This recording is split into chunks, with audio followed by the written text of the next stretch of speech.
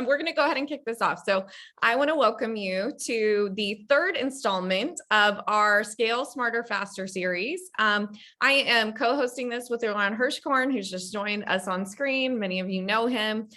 This entire series is focused around optimizing your entire supply chain to be able to scale smarter and faster. We want to help you guys do that. We want to help you get to your ultimate goal with less stress and in a more efficient way. For those of you who don't know, you've joined an 8Fig webinar. 8Fig is a planning and funding platform that helps you build out your path to growth and then fund that path. We have supply chain software that helps you optimize your cash flow across your entire supply chain, which is also why this series is focused around optimizing the various stages of your supply chain. We've been talking about planning aggressively. We've talked about sourcing. This webinar is all about not freighting freight and logistics. And I know that's a tall order given what we've all been through this year. So I want to go ahead and invite our amazing panelists to the room. These guys are all experienced veterans in the e-commerce space. You guys are going to love hearing from them today. When it comes to freight and logistics, they know their stuff, and we really expect that this webinar is going to offer a lot of value to you. So I want to thank you guys for joining, and want to also let you introduce yourself. So I'm going to start with Esther. Esther, will you introduce yourself, tell everybody who you are and why you're here today?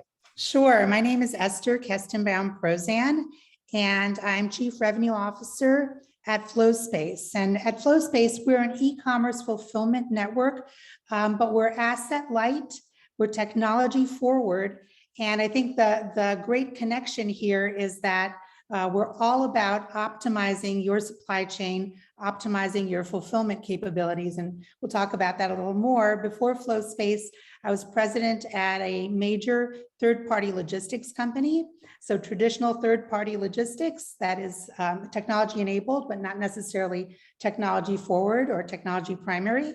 And it's very, very exciting to be in a space where you can really help clients benchmark and then really be able to optimize fully for cost and for other considerations. So it's exciting to be here.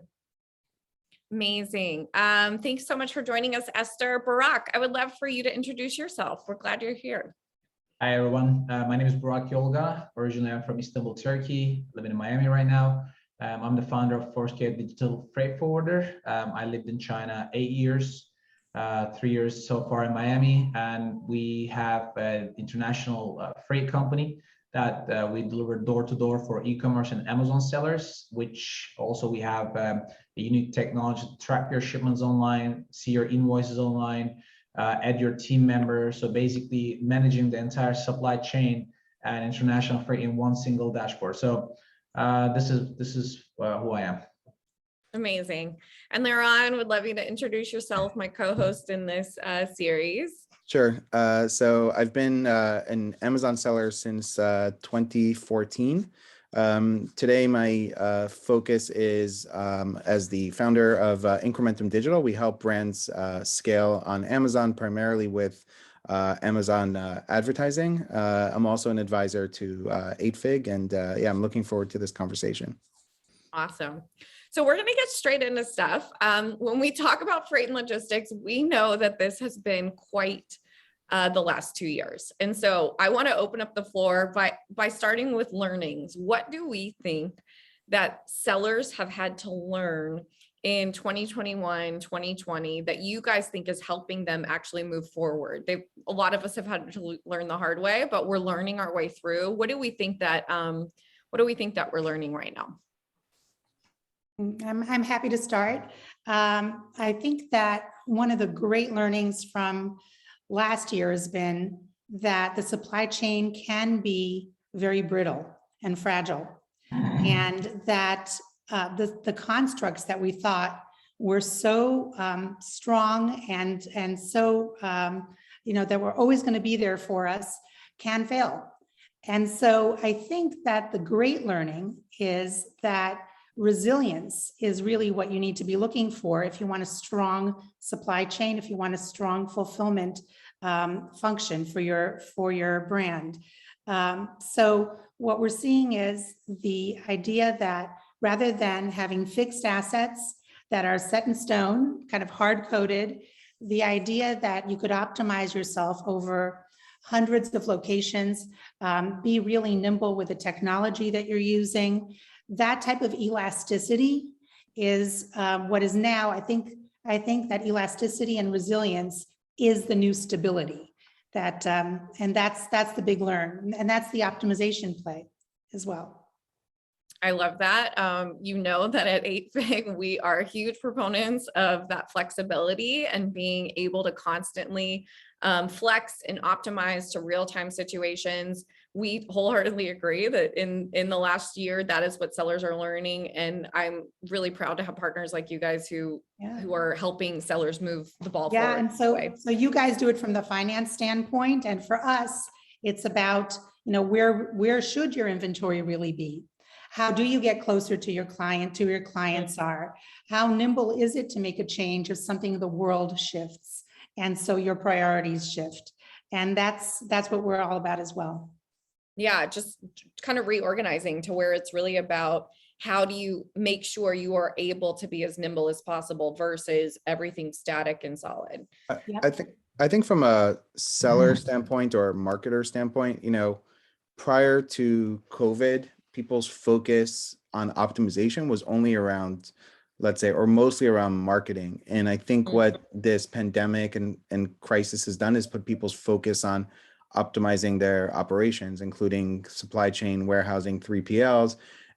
Specifically for Amazon, they put in place inventory limits, so made it more difficult to ship directly from China to Amazon. So you had to incorporate a 3PL when you didn't need to in the past if you were mostly on Amazon. And so I heard somebody say, 2020, 2021 was a master's class in supply chain because a lot of brand sellers, it wasn't a focus, it was a process.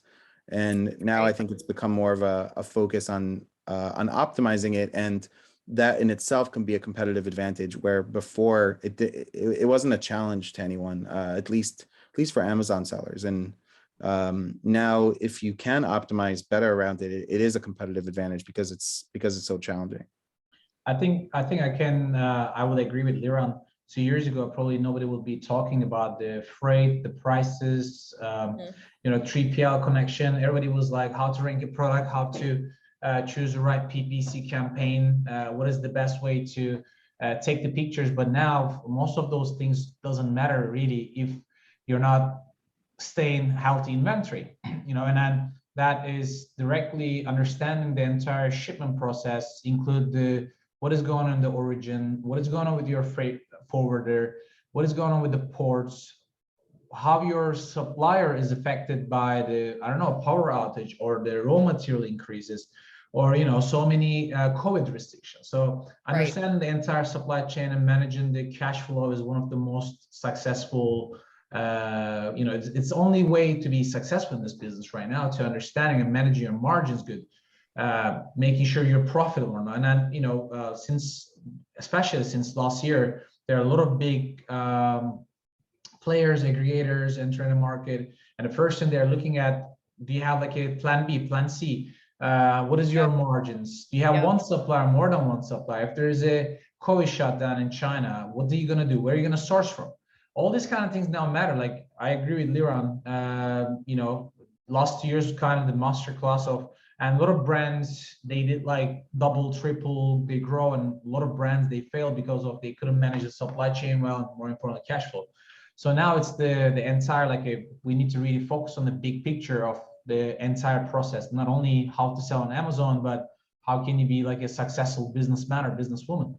It's amazing. I think that point about, we used to approach this as if the supply chain was static and brittle, that breaks really easy if there's pressure on it. Whereas now with deeper learning and deeper opportunities for optimization, sellers are able to respond more effectively.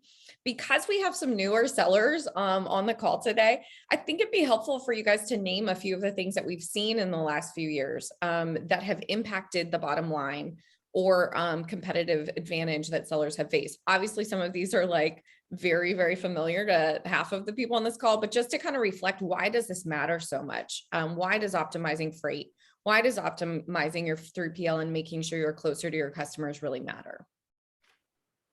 Sure. I mean, first of all, I think a lot of customers are expecting, really quick turnarounds on the brand, on the part of their brands.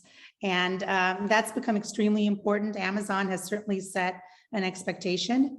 And increasingly that expectation needs to be met. As a nascent brand, as an early stage brand, you make some promises, right? You make brand promises on your website. There's a certain experience that you provide. And that experience has to be continued into what we think of as the real world, right? In the real world, you end up getting a package. The package has to be on time. It has to land on somebody's doorstep correctly. And it has to come pretty quickly. So those brand promises, if they're broken in the real world, really impact the brand viscerally. It's hard to recover if you actually, if you fail or if you disappoint in that regard. And so that's really the business that we're in. The business that we're in is really e-commerce enablement across your supply chain, but really we are actually your unknown face to your customer in terms of that delivery and unboxing experience. And unboxing has become a very important thing too. So things being right and correct there have become really key. So for that reason, a lot of brands want to be closer to where their customers are. That enables what we think of as time in transit. It certainly impacts cost considerations. And from the optimization standpoint, you should be able to know, and we've got a beautiful tool for this, but you should be able to know in an ideal world, if physical locations were less of an object, where should I really be? Where should my inventory really be relative to where my customers are? And if you could do that and benchmark that against where you actually are today, you'd open up and disclose an area of improvement and upside for your business. So we've got a beautiful tool for that. We can provide that and kind of guide and consult. And for yourself to know, where do you stand opposite where you could be if you were fully optimized? Yeah, Liran and Barak, what would you add? Why does it matter so much now to dig deeper into your supply chain? Just to jump in as a small example, and I think when I'm thinking of the people listening to this, there's going to be some that are, let's say, on the Shopify side, right, and need to be kind of close to the customer, and some that are sending inventory to FBA, and there's going to be all kinds of different needs. But small example could be, if you're aware, you might send that shipment from China to Florida because the ports there are not as backed up, or Houston or something, right? The ports there are not as backed up, and you can get your inventory into Amazon or your third-party warehouse, in 45 days, as opposed to sending it to Long Beach, and it might take you 90 days, right? So by being aware and knowing what's going on in the space, it could be the difference between being out of stock and making sales, and that's kind of the lifeline of an oxygen of your business, or being out of stock and waiting. Complain about the port congestions. Yeah, and port congestion, right? So spending time to better understand this, or work with experts who better understand this, is important, because right now it can be the difference between sales and no sales. And thinking from sort of an Amazon algorithm standpoint, if you're out of stock, you lose ranking in the organic visibility. It's harder to get that back the longer you've been out of stock for. So there's all these like ripple effects in your business, or maybe you had that stock for a seasonal period, and now that season is almost over and your stock comes in. Now what, right? So all these optimizing this is really, really important. When it comes to choosing the right destination, right location for you, what Amazon warehouse you might be shipping, or Walmart, or e-commerce people have maybe garage, or working big companies like like ours. I think it is also important to understand who are the players behind the scene. What I mean is like which airline is the best to work with, which shipping line is working with. This is something I've been, in different talking at different events or like doing trainings. And this is the first question I'm asking. What is the first thing you're asking to your freight forwarder? Most of the people are, oh, price. Okay, that's good. What else? They're like, oh, we don't really ask. Like they're asking like how many days, but when So you're what should I be asking if I'm interviewing for freight forwarders? What is that first question that I should be? when you're asking, okay, let's say you're going to vacation with your girlfriend. What would you do when you go to when you're checking the I would ask about the price also. you can ask like from where to where, like where it's gonna stop over, how long it's gonna take, and then you can make price versus the time, transit time. So that's the most important thing. Whether the shipment is going from China or Vietnam, it doesn't matter whether it's a direct vessel or it has a connection in Long Beach port or in Korea. I would say 60 to 65% of the shipping lines, they have stopover in Korea, and there's a backlog of almost 2 weeks to 3 weeks time. So if you are not using the direct shipping line, means that your shipment is going to be most likely delayed. So the first thing you need to be asking, yes, price. But when you ask in a price, let's say they're quoting you from Shenzhen or Ningbo to Auckland Port, Houston Port, like $10,000. Okay, what is the transit time? They're like, oh, 30 to 35 days or maybe 40 days. But like, okay, but according to what? Are you talking about the transit time shipping line is providing you? Because that's not accurate. Because what about the 5 weeks of backlog? There are 110 cargo ships waiting outside of Los Angeles Port right now. And that price includes the direct line, indirect line. What is the transit time? This is really important. So, Liran, I think a lot of people, before they launch product in Amazon, Walmart, or Shopify, they do market research, competitor research. But when it comes to the supply chain, they don't really ask too much about it. They just like leave it to the chance. And it's kind of gambling, when your shipment is going to depart, or if it is close to Ningbo Port or Shanghai Port, between which origin has a more backlog versus the other one. This is the first thing I think people need to be understanding. More importantly, the price is not everything sometimes, because also the cash flow tied up in that container waiting outside of Los Angeles for 5 weeks. What is more important? Esther mentioned the turnaround time is really important in the business, but more importantly, if your product never reach out to customer, to yourself, like how are you gonna make that money with that product? Is price here a function of, I want to get the best price because it's a commodity, or do you actually sort of like, is it you get what you pay for? Because obviously some freight forwarders maybe just making more margin than others maybe are optimizing around the delivery time. Like, how should somebody view price? Should they just be, in a sense, like should all the top providers, let's say you're competing with 2 other companies, and let's say they're also kind of good at what they do or whatever, right? Should price be pretty similar, or do you actually kind of get, you get more value for your money when you are paying more for freight? The price is pretty similar. Like, they're like, let's say 10 big, 20 big companies in the world. They have direct contract with the shipping lines, and then there are a lot of freight forwarders. They purchase the, either spot or they have a contract like a year or monthly. But as a company, we always explain to customer, like, instead of saying that, okay, this is your price, we give them 3 options. In the beginning, they're like, why are you giving me 3 options? Because I need to understand what is your needs. Like, are you leaning towards price, or you're leaning towards the transit time? What is more important for you? Yep. Some of the people are shipping, let's say, office tables. The worth of products maybe $20,000 for a full container.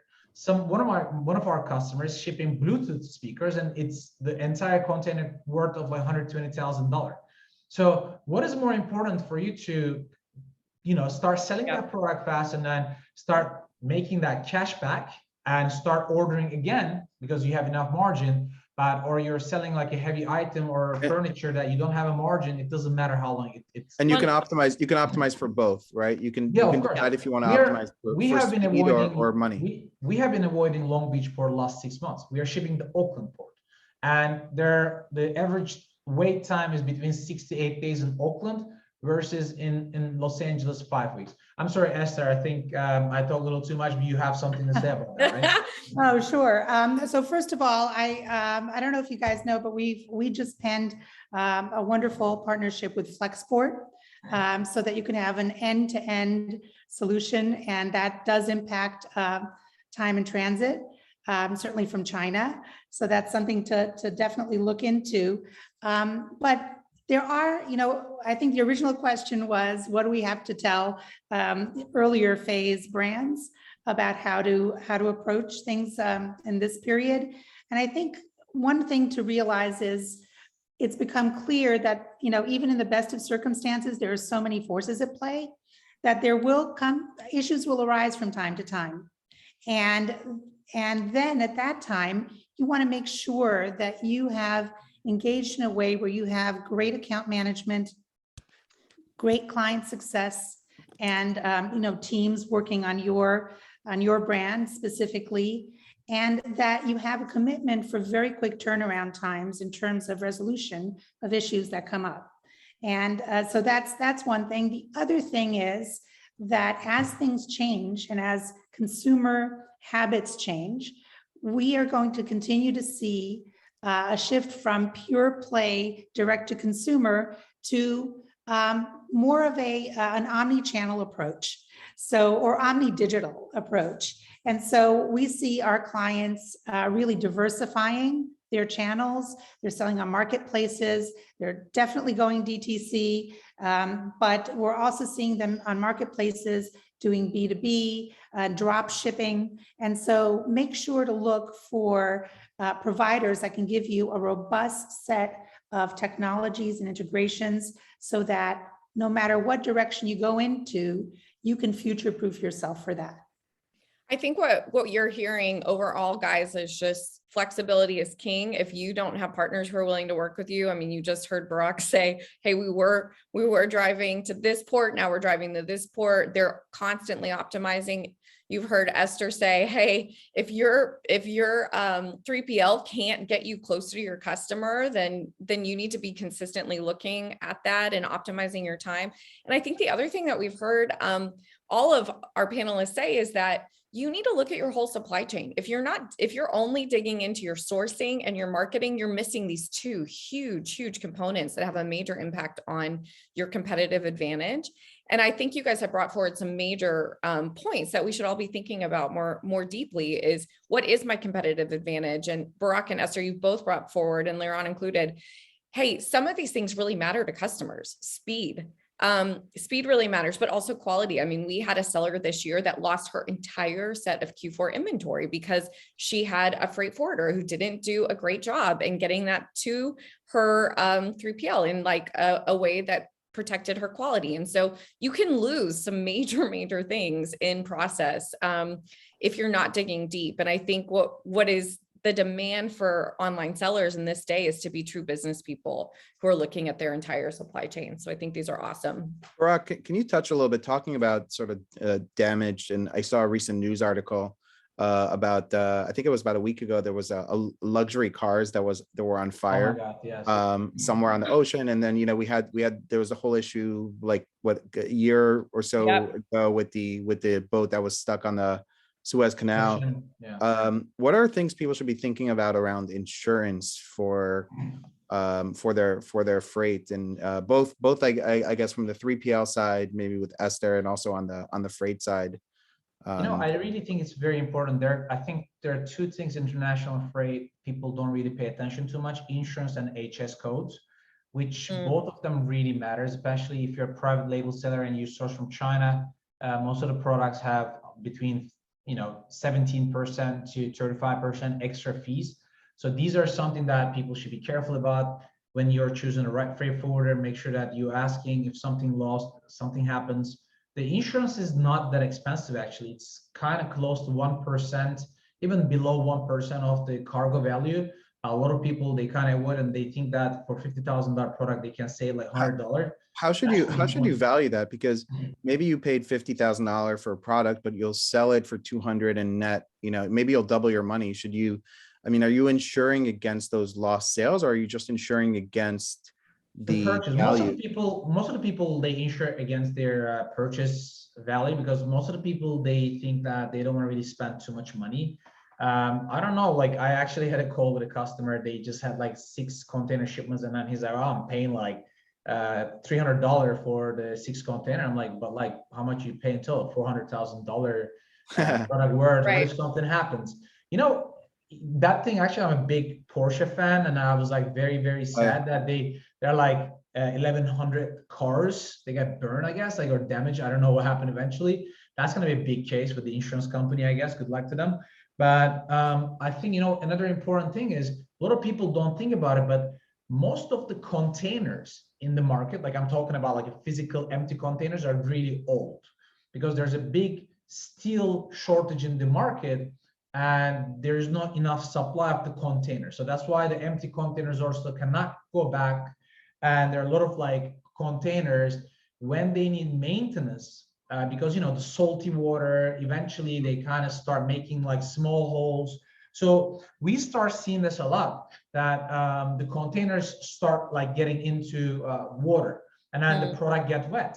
One of our product customers selling like a painting material, like the papers and stuff, and then they just become like humidity inside the container. Because the shipping line, basically they tell freight forwarders, you're lucky enough to have an empty container, so just like deal with it. We receive the container into the factory before loading. Every factory needs to do an inspection. So every e-commerce and Amazon sellers must ask for a picture after the container is loaded, because if there's something happens when they receive the car with Amazon say the product is defective, wet, they're like, oh, they don't know who to blame in here, whether it's like a shipping line or the factory. Factories generally never take the blame. I don't want to blame like any factory, especially if you did an inspection, right? Like, yeah, I mean, before, when the container is loaded, at least take a picture, make sure you receive an empty container picture from the inside. That's the factory's actual responsibility, to make sure that before they load the container, it's in a good circumstance, good shape. So, but when after they load it, the product get bad, who's responsible? Another thing I'm sure Esther knows, and she hears a lot, the UPS side, the US side. A lot of people don't talk about that, but the LTL service, it's very slow, very expensive. There's a really big amount of cargo between the location in the United States. The prices increase a lot, and then it's there. According to our numbers, almost 70 to 75% success rate in the first shipment attempt for the pickup.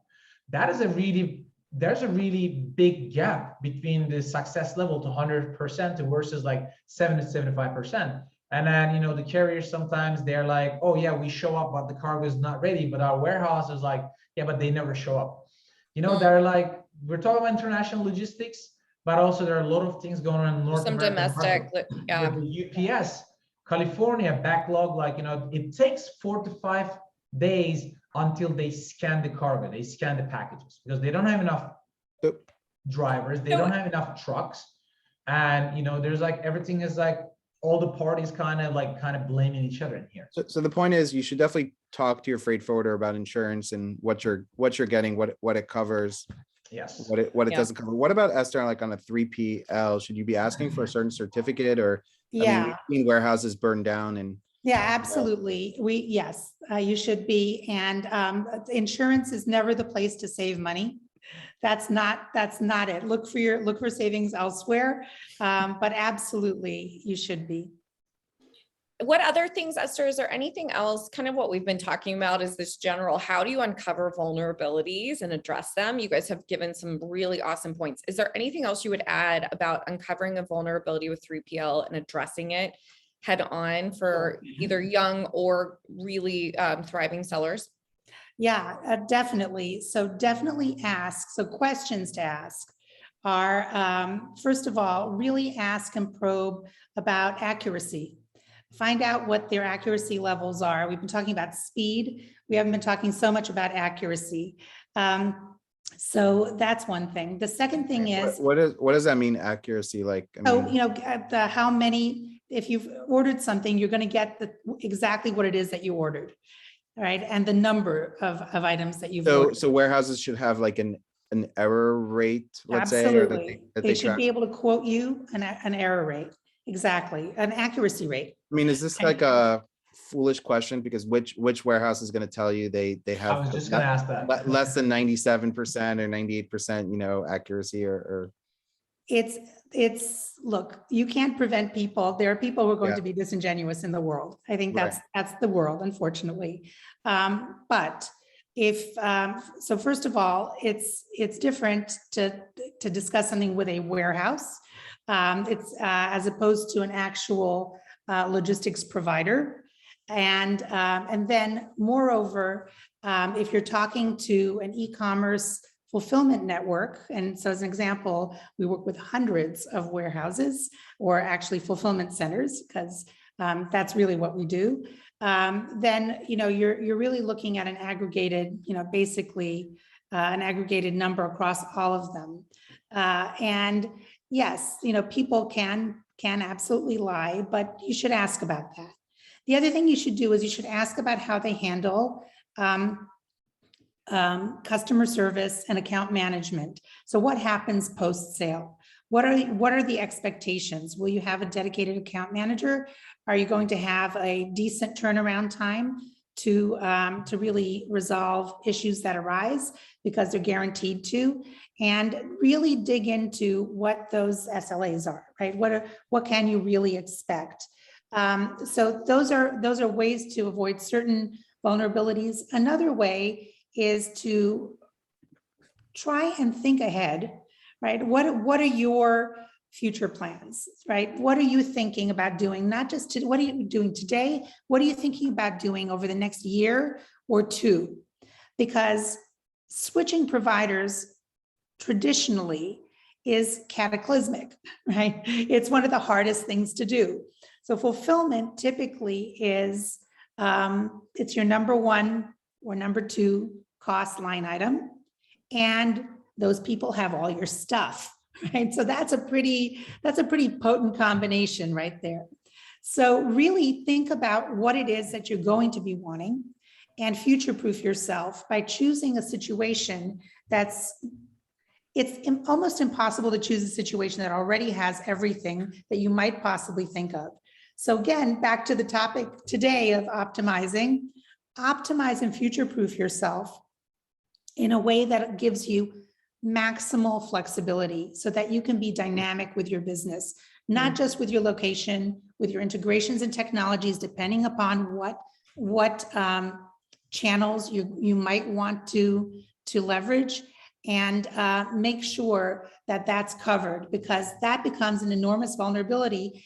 If you don't get it right, then what happens is you're going to have to multiple source, which is very, very hard, right? You're going to have one provider for this, another provider for that, or one provider for here and one provider for there. And that becomes extremely complicated and expensive to manage. One of the, just to maybe put something out there, one of the things I know 8Fig is working on is actually helping sellers understand what's happening in the market. So I think a soon to come feature will be seeing what your expenses are across your supply chain and being able to benchmark those to the other sellers that that 8Fig has access to give you some benchmarks in terms of your percentage of spend, on Yep. COGS versus your competitors, as well as being able to predict, revenue, stock out alerts, etc. So those are some things that are going to be coming down the line from 8Fig to help as well. And just to let you guys know, in case you're wondering how 8Fig helps you with that, we have a tool called the Lines Lab. It supports this conversation because it allows you to kind of build out your supply chain batch by batch and look at sourcing, freight, logistics, and marketing. What are you spending on each? How many times are you issuing a change request to change the timing on that? And those alerts are coming through to help you stay on track. But then, as Liran said, also kind of know how you compare to other sellers. Are your lead times way slower than the rest of the sellers in the 8Fig community? Are your costs way higher than the rest of the sellers in the 8Fig community? So we want to provide that data to help you kind of understand if there's opportunities to optimize that you may not be taking advantage of. And I think that the amazing things that you guys have shared about digging deeper, I think this is what a smart seller does. They dig deeper into the freight, ask those hard questions, learn about shipping lines. Why are there delays? What can I do to leverage that, as well as how do I have the most optimized 3PL experience that has that flexibility built in. We are huge proponents on flexibility. E-commerce is a dynamic business. And as an e-commerce seller, you didn't sign up for like a straight linear line to market. It's going to be a windy, exciting road that has really, really high reward if you dig in. So I want to ask one more question, and then we're going to open it up for Q&A. My question is, we're looking ahead here to 2022. What are the trends that you guys think sellers need to be thinking about and leaning into? Esther, I know you started talking a little bit about omni-channel. I know we're all hearing about that a ton, but what are these other trends that we're seeing that it actually is worth leaning into? Sometimes chasing trends, Liran and I talk about this a lot, you can get way off track chasing a trend. So I want to focus on what are the trends to ignore, what are the trends to really lean into when it comes to what's going on in freight and 3PL. Sure. So first of all, before I forget, I just shared with everybody a little bit more in the chat about the FlowSpace FlexPort partnership for expedited LCL shipping, so that you can read up on that. And that goes along with this trend of making sure that we've realized that our entire supply chain is brittle, so that leaning into that resilience end to end is what that partnership is about. Becoming more nimble end to end is a big deal. So I look for those benchmarks that you can kind of craft for yourself, whether it's on the finance side, whether it's on the fulfillment side, and find out where those areas are where you can have upside. Because there is a lot of upside, obviously, on the finance side with 8Fig, and there's an enormous amount of upside that you can actually be taking advantage of. There's a moment right now where there's a lot of data available, there are a lot of tools available, and it's a moment where you can take, between now and the next peak season, you can really take a moment to study all of your systems and how you come at your finances, your fulfillment, your transportation in a different way. So this is the time when you can study what happened last year, take stock of it, use the tools that are available, and optimize into 2022. Barak, I know you have a lot of experience both in sourcing and in freight. And so like one of the things I know you and I have talked about is there's this trend right now where you're looking for new markets to source from. And then with that comes new shipping lines and new ways of routing inventory. What do sellers need to be thinking about or not thinking about? What are the trends to avoid versus the trends to lean into where that's concerned? I think Esther was right about one thing, that you need to look at like 2020, 2021, what you are doing good, what you should be improving. That's where you should be starting. What happened in 2021, it could be completely a different story in 2022. Like, whether the prices were very high last year, this year prices are better, but delays still continue. So what is the most important thing for you to, whether you're finding a new warehouse in the East Coast, or whether they're finding a new 3PL, whether finding the, freight company with the, technology that you can track your shipments. It's really amazing what FlexPort and then FlowSpace, they kind of develop together. FlexPort is one of the pioneer in this industry with the digital freight forwarding. But I know that last couple of years there's such a big demand, so they cannot really even catch that demand. So it is important to understand for sellers, like 6-figure, 7 or 8-figure, what kind of company is the right company? Do you want to work with a boutique small company? Do you want to work with a big company? What is your goal? Like, sometimes I go to the webinars or like, presentations, someone is asking, and the answer I hate is like, depends. But that's really true. Like, one plan cannot be the best for the other one. 2022, I think it has its own disadvantages and advantages, I think, coming with, especially expanding globally. It's one of the most important topics that I've been hearing. New marketplaces such as like, I don't know, Target, Wayfair, like Walmart, like, it's very like hot topic that people talking about it. or expand to new markets that are not very competitive versus the US. I think they're on with, agree with that, like Europe, UK, Australia. It is important to have like the right partners with the right understanding. And I think what is going to save people's business or like help them to make better business or better profit is to have the right communication with the right company. Because there are a lot of service providers in the market that they offer like a bulk service, but they may not really that may not really the best solution for you. We have some customers recently, especially we are rerouting a lot of containers. Instead of Long Beach, we have a warehouse 30,000 square feet in Oakland port. So the shipping time is, instead of 60 to 7 days to Los Angeles, Oakland port is like 20 to 25 days with a direct shipping line from China. And price is only like maybe 10% higher, but we have a customer, they want to transload. If people don't know what is that, like a specific term, they basically bring the container to one warehouse close to the port, and then they can ship it to Utah with a full truck. That maybe costs extra like $4,000 to $5,000, but they're saving. Maybe that operation takes like 1 week to complete, and then instead of waiting to go to Los Angeles 3 months, we can complete this entire process within 40 days. So what is more important to understand? This is really important. East Coast obviously more expensive, but yep. I think 2022 is the year where people should be a little bit more creative and then come up with better solutions for their business. And I think not to put every single egg in the same basket. I think that's really important to have the options like plan B and plan C. We were talking about this a couple of days ago. But yeah, I think that's something that people should be like focusing on doing, maybe instead of just relying on the freight forwarder or the warehouse. They should be asking the right question to the right different people and come up with the right solution. That's why it's always good to have a company or service provider that offering more options and custom-made solution, tailor-made solution. I think that's what it is next year. Yeah, and I think you have brought up like such an important point. You have to find out what's right for you in your stage of business. Certain stages of business demand a different situation. You might be ready to offload certain things in certain stages, where others you need to deep dive and stay really, really close to the entire interaction.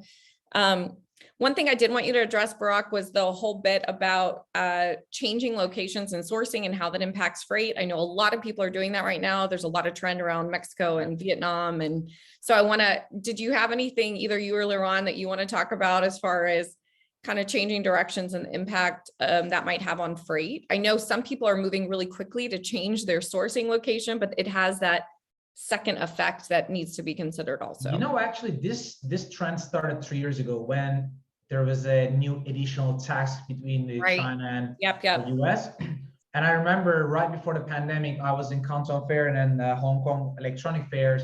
I see a lot of sign saying that we have a new manufacturing plant, we have a new factory in Vietnam, new factory in Thailand. So that's where the trend started with the Chinese companies and factories.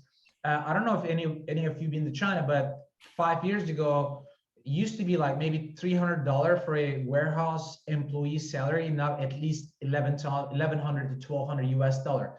There's inflation, it is so high in China and the currency is very strong. That is a really big issue, not only for like buyers, but also for the manufacturers. They have a serious cash flow issues, serious environmental issues. They have serious political issues in China for exporting to certain countries certain products. So they started this trend, but we don't really see a lot of people talking about that, but we don't actually see a big shift yet to those countries. I would say China still is the NBA all-star, but other countries still the rookie.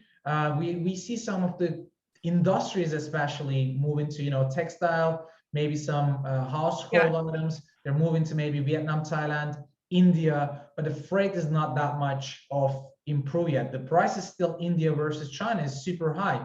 There is not enough shipping line. There's not enough frequency of the shipping from India, from Vietnam to China, from India to US or North America versus the Chinese market. And another thing, what we realize is the local setup. In China, we can arrange the pickup within 2 hours, with a local truck company. In Vietnam, it takes really time to kind of look for the right truck company to find and go into that location. Still, those markets still have time to, I think, improve. And then another, I think, big issue that we can't travel, like buyers can't travel to those countries. Vietnam is still closed.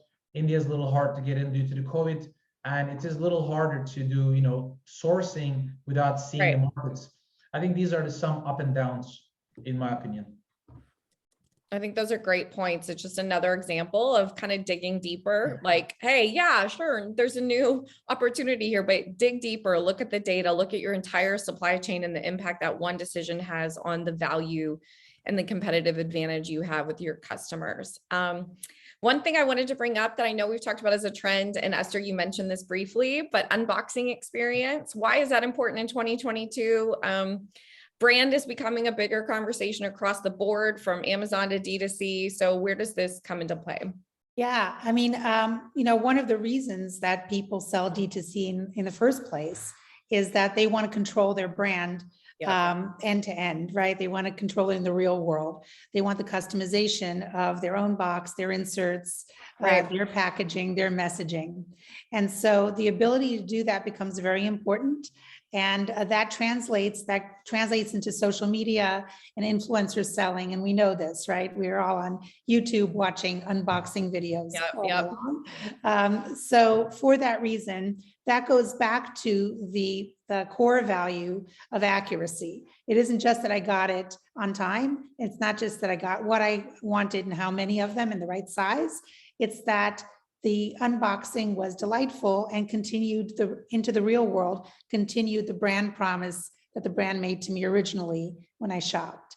So that's why it's so important. And we live in a social media world, and there's both carrot and a stick. When it works well, there's a delightful unboxing experience and it goes viral on social media.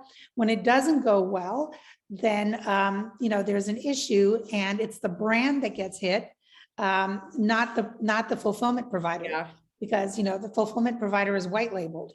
So for that reason, it's kind of a sacred mission to uphold that brand promise on behalf of brands. I actually had that experience this week with a very expensive kettle that I was really bummed about, but I'm learning a lot through this conversation what probably happened. So good to know. I want to open up the floor for questions. We have a few questions on the table. The first one is, how can 8Fig help their customers sort supply chain problems and save money? Liron, you can help me with this one. But the first thing I want to say is, we give you an overhead view. What we see sellers missing a lot of the time is that whole view of their supply chain. They're working in an Excel sheet or in their head. They're going from task to task. They're in reactive mode. What working in our Lines Lab gives you a view is that entire supply chain. And then those notifications are coming through to help you constantly optimize. Hit that change request button, optimize your growth plan. We think your growth plan should be dynamic. It should never be static. You should always know where you're going and how you're going to get there, but then you should be willing to change it as you go. So that's one of the ways that we help customers with supply chain. Yeah, I mean, I would say essentially, 8Fig one helps you plan out your supply chain, gives you a visual view of your needs, and then helps you fund that. So if you can get better pricing by, getting a container instead of, half a container, or if you can get better pricing with your supplier by ordering, more quantity of inventory, if you will prevent stockouts, et cetera, by making sure you have enough stock. Those are the kind of problems, or if you want to launch a new product, you can use the existing sales from one product to fund another product. So obviously expanding and growing your business is in a variety of ways is where 8Fig can help. Awesome. We have a question from Ollie. Companies can become comfortable, even complacent about the relationship they have with their customers. I know we've been kind of addressing this through a variety of ways, but how can your supply chain create more value to your customer? We've mentioned some things, but is there anything else you guys would want to add? Well, I can say that, obviously over the years, we know that promotions are very interesting. Promotions are a double-edged sword, because if you're too good at it and suddenly you see a surge then you want to make sure that your providers are, first of all, informed. So let your provider know and be a real partner with your fulfillment provider, and let them know that there's actually a promotion coming, so that they're prepared. And then, that's when it really matters to be both optimized and also to work with a provider that's really flexible and can be a partner to you and can kind of bob and weave with you into your business. So, whatever it is that you do when you're successful, not if, but when you become successful and you hit that mark, make sure that everything is ready and teed up in time. I love that. I think Barack and Liron, we've also just been hitting that same point of communication. The tighter communication you can have with your partners, the better. Your supply chain is a whole situation. It's not to be tackled independently. So I think that's really great. I want to thank our panelists for being with us today. The insights that have been offered are so big. If you're walking away with anything, be a deeper thinker, look at your data, understand the nuances in your shipping lines, understand what's going on behind the scenes, dig deeper and really understand what you're going after and what you're trying to solve and how you're going to add that value to your customers, and make sure you're staying flexible. These are some awesome points that have come through with really, really good questions to ask your various providers. We have both ForceGet and FlowSpace on here today, along with Incrementum Digital, and they've been kind enough to offer some promotions. So I want to make sure that you guys know these will be coming your way in email. So if you want to take advantage of connecting with these guys, we'll make sure you know how to connect with FlowSpace, ForceGet, Incrementum Digital, and of course, AFIG. Do not miss our next webinar. We're talking about marketing tactics to power success. We have some knockout speakers on there as well as today, Casey Goss, Norm Farrar, as well as Steve Chu. So be there along with our very own Liron Hirschkorn. The last thing we want to say is if you need working capital and you want to dig into your lines lab, jump in. The link is in the chat, and obviously we'll follow up with you via email. Thanks again for joining. We do have a special guest who'd like to say goodbye. His name's Enzo. Yes. So this is Enzo and Esther, Barack, Liron. Thank you so much. You guys have been amazing. Really appreciate you. Thank you. Thank you so much. Bye, guys.